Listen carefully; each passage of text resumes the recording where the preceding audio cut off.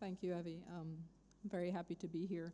I just wanted to, as persons talked about resilience, I wanted to say something that came to me when the colleagues were speaking about their definition of resilience. I have lived through a Category 5 hurricane in Jamaica, Hurricane Gilbert, 1988. There was no electricity for 3 months. I've ironed with a cast iron, 100-year-old iron on a wood stove. I have bathed in a cup of water and then flushed. I've eaten corned beef continuously for 6 months. And what I wanted to say is resilience it's not just physical, it's mental, it's attitudinal, it's spiritual, it's cultural, and Dominica has that in spades.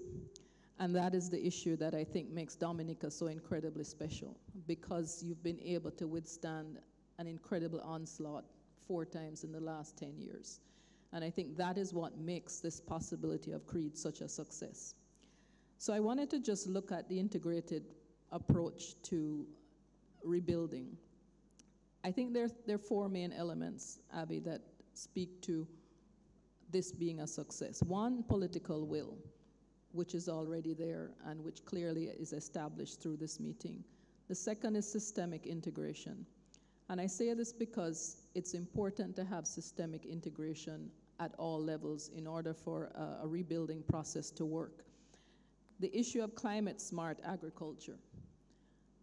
It's easy for us to talk about diversification and growing what you eat, etc. But in small economies, it's very hard to do that. So my view is that we don't have to grow everything we eat. But if we create a climate smart agricultural system, which builds in the prongs of ecotourism, where it's linked to our tourism product, 2, the spa and wellness, where we're talking about the essential oils, we're talking about all the various elements that can go into spa products and therefore attract the kind of tourism who will pay top dollar. We talk about incorporating alternative energy, not just geothermal, but also solar, into the building of an agriculture that is system-wide and that is strong. But more importantly, I think it's also building in new technologies into agriculture. Most of our agriculture in the region still tends to focus to a large extent on what we inherited. Bananas, sugar, rice. We're still doing the same thing we've always done. And therefore, one of the things we would like to look at is doing a strategic plan, which we had discussed before with the minister 2 weeks ago when we were here from the Kalinago community, that we build a program, a strategic plan looking at climate smart agricultural system and seeing how it would work in the context of a community that's already working in that arena. How do we ensure that we build a system where if it is hit, the internal irrigation systems, the new technologies that are utilized can also be used to change the education system? Because the new technologies, one of the reasons why a lot of our young people, and this is true across the Caribbean, a lot of the reason why our young people do not want to get involved in agriculture is because they still see it as subservient.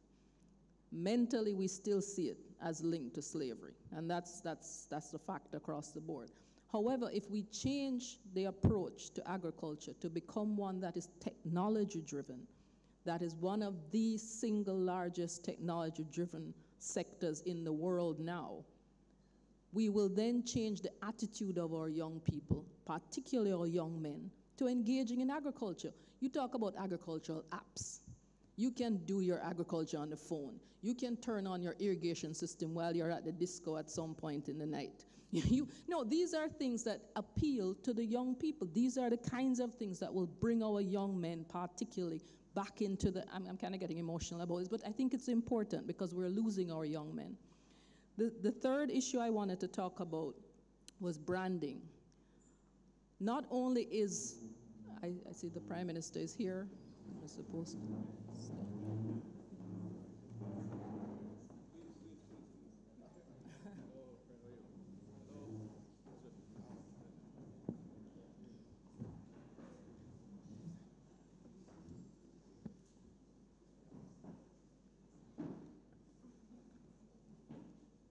Shall I continue?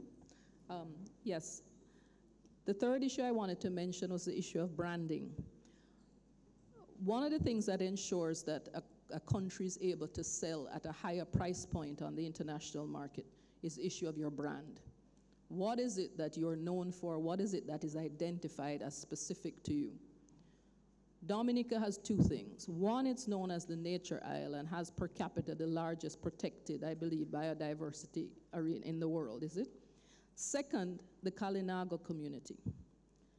When you build out a brand that is linked directly to a recognized indigenous group, and you link it to what is now ethical farming methods, you link it to the farm to table, the organic market, you immediately are able to enter the international market at a price point that is much higher than the sugar, bananas, etc. that we used to export. You link it directly to a brand, and that brand recognition enables you to enter the market at a particular level.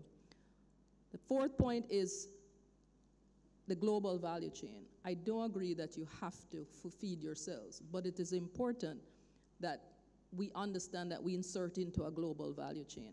You don't have to grow everything, but you can import a lot and use the geothermal and other energies to bring value added up and therefore export. That's what Trinidad does. Trinidad does not grow a lot of things. Even though they say made in Trinidad when they send it to us, I assure you, peanuts don't grow.